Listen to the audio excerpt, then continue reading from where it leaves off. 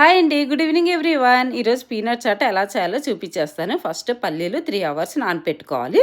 So నానిన తర్వాత ఇవి 2 టైమ్స్ బాగా వాష్ చేసి పక్కన పెట్టేసుకుందాము. ఇప్పుడు స్టవ్ మీద బాండీ పెట్టుకొని 1/2 టేబుల్ స్పూన్ గీ వేసాను. మీరు కావాలంటే ఆయిల్ అయినా వేసేసుకోవచ్చు.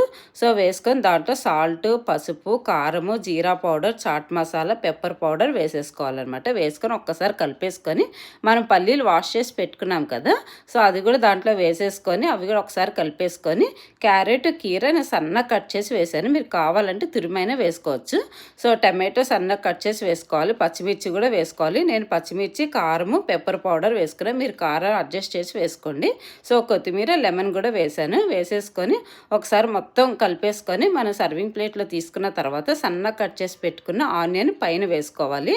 ఇప్పుడు తింటే అసలు ఎంత టేస్ట్ ఉంటుందో పీనట్ చాట్ అయితే. రెగ్యులర్ చాట్ కాకుండా ఇలా ఒకసారి ట్రై చేయండి.